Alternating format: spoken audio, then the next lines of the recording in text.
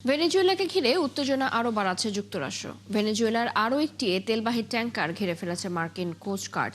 মার্কিন কর্মকর্তারা জানিয়েছেন, আন্তর্জাতিক জলসীমায় ভেনেজুয়েলার কাছাকাছি এলাকায় জাহাজটিকে ঘিরে ফেলা হয়েছে। এর আগে চলতি মাসে একই ধরনের দুটি তেল ট্যাঙ্কার জব্দ করে যুক্তরাষ্ট্র। যুক্তরাষ্ট্রের দাবি, জাহাজটি ভেনেজুয়েলার উপর আরোপিত নিষেধাজ্ঞা এড়াতে ব্যবহৃত একটি ডার্ক ফ্লিটের অংশ।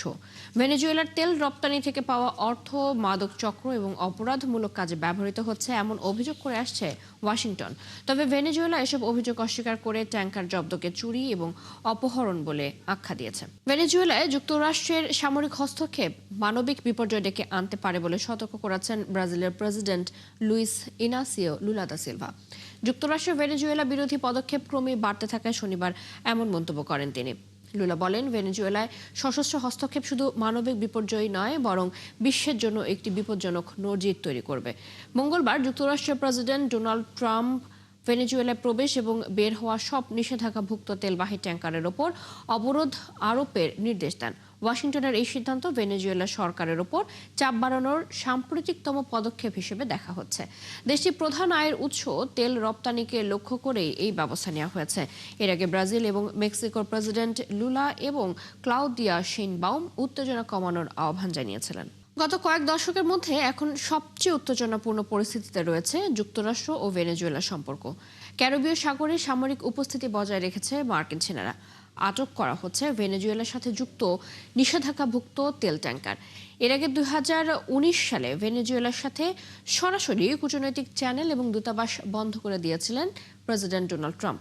অথচ 20 দশকের শেষের দিকে দেশ দুটির মধ্যে বেশ বন্ধুত্বপূর্ণ সম্পর্ক ছিল। সৃষ্টি ঘটকের রিপোর্টে বিস্তারিত। 20 শতকের শেষের দিকে যুক্তরাষ্ট্রের সঙ্গে ভেনেজুয়েলার ব্যাপক বোঝাপড়া ছিল। এই সম্পর্কের পেছনে ওয়াশিংটনের উদ্দেশ্য ছিল ভেনেজুয়েলার বিশাল জ্বালানি তেলের ভান্ডার এবং স্নায়ুযুদ্ধের সময়ে তৎকালীন সোভিয়েত ইউনিয়নের সঙ্গে দ্বন্দ্ব। 60-এর দশকে ভেনেজুয়েলার নতুন সরকার ছিল কমিউনিস্ট বিরোধী। বন্ধু হিসেবে ভেনেজুয়েলার কাছে অস্ত্র বিক্রি শুরু করেছিল যুক্তরাষ্ট্র। এর বিনিময়ে দেশটি থেকে তেল উত্তোলন শুরু করে মার্কিন কোম্পানিগুলো। তবে ভেনেজুয়েলার তেল নিয়ে মার্কিন স্বার্থে বড় আঘাত আসে কয়েক বছর পর। তখন নিজেদের তেল খাতকে রাষ্ট্রীয়করণ করেছিল কারাকাস। এরপরেও ওপেকের সদস্য হিসেবে ভেনেজুয়েলার সঙ্গে ভালো সম্পর্ক রেখেছিল যুক্তরাষ্ট্র। সে সময় কৌশলগত স্বার্থের কারণে যুক্তরাষ্ট্র প্রায়ই ভেনেজুয়েলার রাজনৈতিক ও অর্থনৈতিক দুর্বলতাকে এড়িয়ে যেত। ভেনেজুয়েলা সরকারের প্রতি অনুরাগের কারণে দেশটির দুর্নীতি বা মানবাধিকার নিয়ে ততটা চিন্তিত ছিল না ওয়াশিংটন। 1991 সালে সোভিয়েত ইউনিয়নের পতনের পর লাতিন আমেরিকার প্রতি আগ্রহ কমে যায় মার্কিনদের। তবু ভেনেজুয়েলা তাদের গুরুত্বপূর্ণ তেল সরবরাহকারী হিসেবে থেকে যায়। কিন্তু ওই সময়টাতে ওয়াশিংটনে খুব কম মানুষই বামপন্থী বিপ্লবী হুগো শাভেজের উত্থানের দিকে নজর দিয়েছিল। 1998 সালের ডিসেম্বরে নির্বাচনে জয়লাভ পান তিনি। তবে 2002 সালে শাভেজকে উৎখাতের এক ব্যর্থ চেষ্টা সবকিছু বদলে দেয়। তিনি অভিযোগ করেন, যুক্তরাষ্ট্রের তৎকালীন প্রেসিডেন্ট জর্জ ডব্লিউ বুশ প্রশাসন তাকে উৎখাতের চেষ্টা করেছিল। হোয়াইট হাউস তা অস্বীকার করলেও 2004 সালে প্রকাশিত এক নথিতে দেখা যায়, যুক্তরাষ্ট্র আগে থেকেই ওই ষড়যন্ত্রের কথা জানত। 2007 সালে শাভেজ ভেনেজুয়েলার তেল শিল্পে রাষ্ট্রীয় নিয়ন্ত্রণ পুনর্বহাল করেন। বিদেশি কোম্পানিগুলোকে রাষ্ট্রায়ত্ত তেল কোম্পানির অধীনে আসতে বাধ্য করা হয়। এই পদক্ষেপগুলো দেশে জনপ্রিয় হয় এবং শাভেজের ক্ষমতা আরও পোক্ত করে। 2013 সালের মার্চে তার মৃত্যুর পর তার শিষ্য নিকোলা মাদুরো একই নীতি চালু রাখেন। ফলে যুক্তরাষ্ট্রের সঙ্গে ভেনেজুয়েলার বিচ্ছিন্নতা বাড়তে থাকে।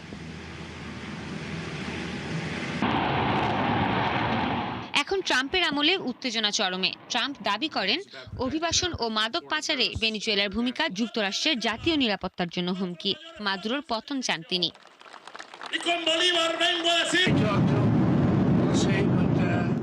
ভেনেজুয়েলায় আক্রমণ করতে যুক্তরাষ্ট্র প্রস্তুত বলেও মনে করা হচ্ছে। সৃষ্টি ঘটক, 71। ইউক্রেনের উত্তর পূর্বাঞ্চলীয় সুমি অঞ্চলের সীমান্ত পেরিয়ে একটি গ্রাম থেকে অন্তত 50 জন বাসিন্দাকে ধরে রাশিয়ায় নিয়ে গেছে রুশ বাহিনী। ইউক্রেনের সামরিক বাহিনী জানিয়েছে, সুমি অঞ্চলের হাব্রোভস্কে গ্রামের ইউক্রেনীয় ভূখণ্ডে প্রবেশ করে রুশ বাহিনী, সেখান থেকেই স্থানীয় বাসিন্দাদের ধরে নিয়ে যাওয়া হয়। গণমাধ্যমের খবরে বলা হয়, ধরে নিয়ে যাওয়া ব্যক্তিদের বেশিরভাগই বয়স্ক মানুষ। রাশিয়া এখনও এই বিষয়ে কোনো মন্তব্য করেনি। সাম্প্রতিক মাসগুলোতে রুশ বাহিনী সুমি অঞ্চলের বেশ কয়েকটি গ্রামে ঢোকে এবং অনেক শহরে গোলাবর্ষণ করছে বলে জানানো হয়েছে। এদিকে সুমি অঞ্চলের সামরিক প্রশাসনের প্রধান বলেছেন, কর্তৃপক্ষ সীমান্তবর্তী গ্রামগুলোর বাসিন্দাদের সরিয়ে নেওয়া শুরু করেছে, যারা আগে স্থানান্তরিত হতে অস্বীকৃতি জানিয়েছিল। রাশিয়ার প্রেসিডেন্ট ভ্লাদিমির পুতিন এখনও ইউক্রেন পুরোপুরি দখলের পরিকল্পনা থেকে সরে আসেননি। যুদ্ধ বন্ধের আলোচনা চললেও পুতিনের লক্ষ্য অপরিবর্তিত রয়েছে, এমনটাই দাবি করেছে যুক্তরাষ্ট্রের গোয়েন্দা সংস্থাগুলো। মার্কিন গোয়েন্দা সূত্রের দাবি, তিনি শুধু ইউক্রেন নয়, সাবেক সোভিয়েত ইউনিয়নের অংশ ছিল ইউরোপের এমন কিছু এলাকাও আবারও নিজের নিয়ন্ত্রণে নিতে চান। অন্যদিকে হোয়াইট হাউস বলছে, যুদ্ধ বন্ধের পথে অগ্রগতি হচ্ছে এবং শান্তি চুক্তির কাছাকাছি, তবে তারা গোয়েন্দা প্রতিবেদনের বিষয়ে মন্তব্য করেনি। বর্তমানে ইউক্রেনের 20% ভূখণ্ড রাশিয়ার নিয়ন্ত্রণে রয়েছে। এর মধ্যে ডনবাসের বেশিরভাগ অংশ রাশিয়ার দখলে। সুদানের দক্ষিণ দারফুরের একটি ব্যস্ত মার্কেটে ড্রোন হামলায় 10 জন নিহত হয়েছে, তবে কে এই হামলা চালিয়েছে সেটি নিশ্চিত নয়। মানবাধিকার সংস্থা north Darfur emergency rooms council জানিয়েছে, শনিবার আরএসএফ এর নিয়ন্ত্রণাধীন মালহার শহরের আলহারা মার্কেটে এই ড্রোন হামলার ঘটনা ঘটে। তবে কারা হামলা চালিয়েছে সেটি জানায়নি সংস্থাটি। ড্রোন হামলার পর অসংখ্য দোকানে আগুন লেগে যায় এবং অবকাঠামোর ব্যাপক ক্ষয়ক্ষতি হয় বলে জানিয়েছে তারা। 2023 সালের এপ্রিল থেকে সুদানের সেনাবাহিনী এবং আরএসএফ এর মধ্যে লড়াই শুরু হয়, যা রূপ নেয় রক্তক্ষয়ী ও ভয়াবহ গৃহযুদ্ধে। এই যুদ্ধে এখনো পর্যন্ত হাজার হাজার মানুষ নিহত হয়েছেন, ঘরবাড়ি ছাড়া হয়েছেন 1,20,00,000 মানুষ। এর সাথে দেশটিতে দেখা দিয়েছে দুর্ভিক্ষ। আরও 17 বছর কারাদণ্ডের রায়ের পর নেতাকর্মীদের দুর্বার আন্দোলন গড়ে তোলার আহ্বান জানিয়েছেন পাকিস্তানের সাবেক প্রধানমন্ত্রী ও প্রধান বিরোধী দল তেহরাক-ই-ইনসাফ পিটিআইয়ের কারাবন্দী নেতা ইমরান খান। একই সাথে তিনি এই রায়ের বিরুদ্ধে ইসলামাবাদ হাইকোর্টে আপিল করার ঘোষণা দিয়েছেন। কারাগার থেকে তার আইনজীবীর সাথে কথোপকথনের ভিত্তিতে প্রকাশিত এক বার্তায় ইমরান খান বলেন, তিনি খায়বার পাখতুনখোয়ার মুখ্যমন্ত্রী সোহেল আফ্রিদিকে রাজপথে আন্দোলনের প্রস্তুতি নিতে নির্দেশ দিয়েছেন। পুরো জাতিকে নিজেদের অধিকার আদায়ে দাঁড়াতে হবে বলে জানিয়েছেন তিনি। ইমরান তার আইনি দলকে রায়ের বিরুদ্ধে হাইকোর্টে যাওয়ার নির্দেশ দিয়েছেন। ইমরান খানের দাবি, গত 3 বছরে যেসব ভিত্তিহীন রায় ও সাজা দেওয়া হয়েছে, তোষাখানা মামলার রায়ও তার ব্যতিক্রম নয়। কোনো প্রমাণ ছাড়াই আইনগত শর্ত পূরণ না করে তড়িঘড়ি করে এই রায় দেওয়া হয়েছে। এমনকি তার আইনজীবীদের কথাও শোনা হয়নি বলে জানান ইমরান খান। পাকিস্তানের সবচেয়ে শক্তিশালী ও তুমুল জনপ্রিয় রাজনৈতিক ব্যক্তিত্বদের একজন পাকিস্তানের সাবেক প্রধানমন্ত্রী ইমরান খান। বিভিন্ন মামলায় 2023 সাল থেকে কারাগারে থাকা ইমরানকে নতুন করে আরও 17 বছরের কারাদণ্ড দেওয়া হয়েছে। আর এই রায়ের পর থেকে ক্ষোভের সৃষ্টি হয়েছে পাকিস্তানের সাধারণ জনগণ থেকে অনেক রাজনৈতিক দলের মাঝে। বিস্তারিত মনিরুজ্জামান বাবুর রিপোর্টে। সম্প্রতি ইমরান খানের বিরুদ্ধে একের পর এক মামলা, কারাগারে ইমরানের মৃত্যুর খবর, এমনকি তার পরিবারকেও কারাগারে তার সাথে দেখা করতে দেওয়া হচ্ছিল না। এত কিছুর পরও জনপ্রিয়তায় ভাটা পড়েনি সাবেক এই পাকিস্তানি প্রধানমন্ত্রীর। সাধারণ জনগণ থেকে রাজনৈতিক মহল মনে করছিলেন, সামনে হয়তো ন্যায় বিচার পেতে যাচ্ছেন তিনি। তবে সর্বশেষ গত 20 ডিসেম্বর তোষাখানার নতুন দুর্নীতির মামলায় ইমরান ও তার স্ত্রী বুশরা বিবিকে 17 বছর কারাদণ্ড দেওয়া হয়েছে। আর এর ফলে নতুন করে ক্ষোভের সৃষ্টি হয়েছে জনগণের মনে। তাদের আশা, ন্যায় বিচার পাওয়া উচিত ইমরান খানের। ইমরান খানের আগের প্রধানমন্ত্রীরাও তোষাখানা থেকে উপহার নিয়েছিলেন, কিন্তু তারা নির্দোষ ছিলেন। তাহলে ইমরান খান এবং তার স্ত্রীকে কেন কারারুদ্ধ করা হয়েছে? আমরা সরকারকে অনুরোধ করছি, তার প্রতি এই অবিচার যেন না করা হয়। আমি সুপ্রিম কোর্টের কাছে অনুরোধ করব, এই মামলাটি নিষ্পত্তি করে ইমরান খানকে মুক্তি দিন। পাকিস্তানের অনেক রাজনৈতিক নেতৃবৃন্দ এই রায়কে রাজনৈতিকভাবে উদ্দেশ্য প্রণোদিত বলে অভিহিত করেছেন। রাজনৈতিক প্রতিহিংসা ভিত্তিক যে পদক্ষেপই নেওয়া হোক না কেন, তা কোনোভাবেই সমর্থন করা যাবে না। ইমরান খানের বিরুদ্ধে মামলাগুলোর ধরন রাজনৈতিক। বল প্রয়োগের মাধ্যমে রাজনৈতিক মামলায় সাজা প্রদান কোনো সমস্যার সমাধান নয়।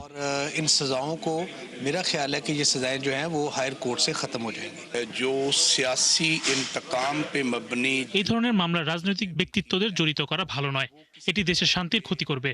আমি মনে করি উচ্চ আদালত এই সাজা বাতিল করবে। বর্তমানে পাঞ্জাবের রাওয়ালপিন্ডি শহর থেকে 13 কিলোমিটার পশ্চিমে আদিয়ালা কারাগারের 804 নম্বর কয়েদি ইমরান খান।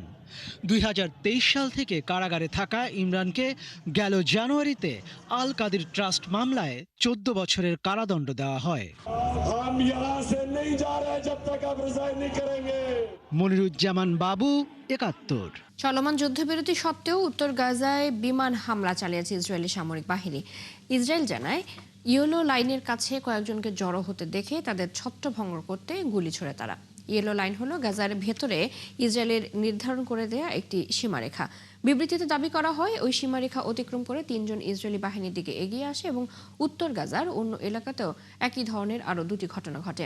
ইসরায়েলি সামরিক বাহিনীর দাবি 3টি ঘটনাতেই হুমকি দূর করতে বিমান হামলা চালায় তারা। তবে এ নিয়ে ফিলিস্তিনি কর্তৃপক্ষ তাৎক্ষণিক কোনো মন্তব্য করেনি। ফিলিস্তিন এবং মানবাধিকার সংগঠনগুলোর অভিযোগ, ইসরায়েলের ধারাবাহিক সামরিক কর্মকাণ্ড এই যুদ্ধবিরতিকে ক্ষতিগ্রস্ত করছে। ফিলিস্তিনের অধিকৃত পশ্চিম তীরে আরও 19টি নতুন ইহুদি বসতি স্থাপনের অনুমোদন দিয়েছে ইসরায়েলের নিরাপত্তা মন্ত্রিসভা। এতে গত 3 বছরে অনুমোদিত মোট বসতির সংখ্যা দাঁড়ালো 69টিতে।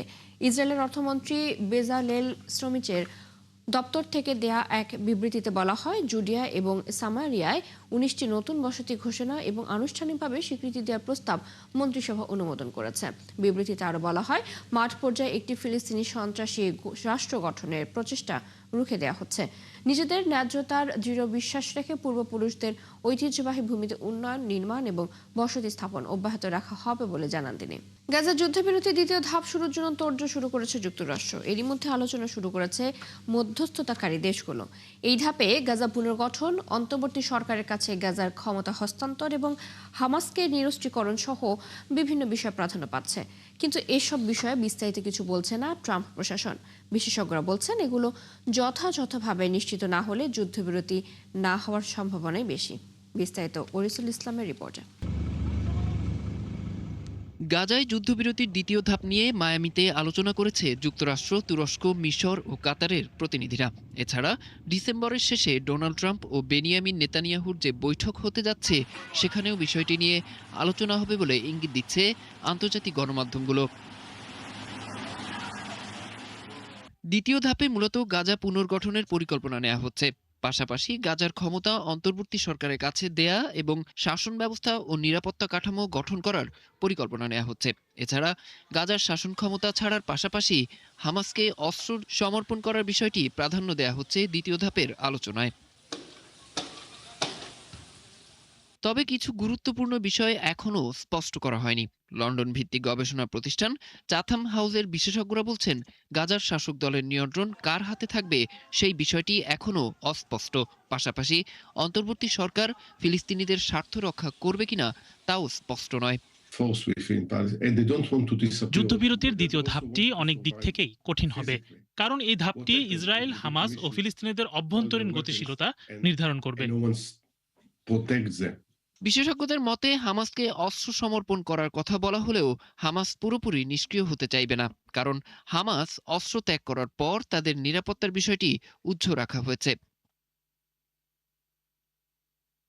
এদিকে প্রথম ধাপের যুদ্ধবিরতি চলমান থাকলেও হামলা চালিয়ে যাচ্ছে ইসরায়েল। এরই মধ্যে গাজায় ইসরায়েলি সেনাদের হামলায় প্রায় 400 ফিলিস্তিনি নিহত হয়েছেন। তবে যুদ্ধবিরতিতে অংশ নেয়া দুই পক্ষকেই চুক্তি মেনে চলা এবং সংযম দেখানোর আহ্বান জানিয়েছে শান্তি আলোচনায় অংশ নেয়া মধ্যস্থতাকারী দেশগুলো।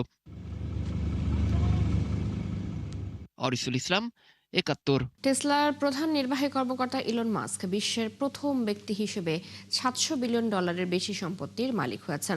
ফোর্বসের বিলিয়নিয়ার সূচক অনুযায়ী ডেলাওয়ার সুপ্রিম কোর্ট টেসলার শেয়ার অপশন পুনর্বহাল করার পর টেসলার সিইও ইলন মাস্কের সম্পদের পরিমাণ বেড়ে দাঁড়িয়েছে $749 বিলিয়ন। ডেলাওয়ার সুপ্রিম কোর্ট রায় দিয়ে জানান, 2024 সালের যে রায়ে এই প্যাকেজ বাতিল করা হয়েছিল তা মাস্কের প্রতি অনুচিত এবং অন্যায় হয়েছিল। এর আগে চলতি সপ্তাহে ইলন মাস্ক ইতিহাসে প্রথম ব্যক্তি হিসেবে $600 বিলিয়ন বেশি সম্পদের মালিক হন। তার মহাকাশ প্রযুক্তি প্রতিষ্ঠান স্পেস এক্স শেয়ার বাজারে তালিকাভুক্ত হতে পারে এমন প্রতিবেদনের পরই তার সম্পদের পরিমাণ দ্রুত বেড়ে যায়। সৌদি আরবের জেদ্দায় শেষ হলো মেড ইন বাংলাদেশ এক্সপো 2025। আয়োজকরা জানিয়েছেন এক্সপো থেকে উল্লেখযোগ্য বাণিজ্যিক সাফল্য অর্জিত হয়েছে। গত 11 থেকে 13 ডিসেম্বর জেদ্দার রেডিসন ব্লু হোটেলে আয়োজিত এই আন্তর্জাতিক বাণিজ্য এক্সপোতে রপ্তানি উন্নয়ন ব্যুরোর 7টি কোম্পানি সহ মোট 40টি বাংলাদেশি কোম্পানি অংশগ্রহণ করে। এক্সপোতে readymade garments, agro, ICT, digital service, পাট এবং পাটজাত পণ্য এবং রিয়েল এস্টেট এবং হসপিটালিটি খাতের প্রতিনিধিত্ব ছিল। আয়োজকদের পক্ষ থেকে জানানো হয় এক্সপো থেকে উল্লেখযোগ্য বাণিজ্যিক সাফল্য অর্জিত হয়েছে। এক্সপোর শুভ উদ্বোধন করেন বাংলাদেশ কনসুলেট জেনারেল মোহাম্মদ শাখাওয়াত হোসেন। এই ছিল এখনকার আয়োজনে। বিশ্বের আরো নতুন কিছু খবর এবং বিশ্লেষণ নিয়ে দুপুর 1:30টায় আবারও হাজির হবে বিশ্বযোগ। চোখ রাখুন 71-এর ফেসবুক পেজে, সাবস্ক্রাইব করুন 71-এর ইউটিউব চ্যানেল, 71-এর সাথে থাকুন।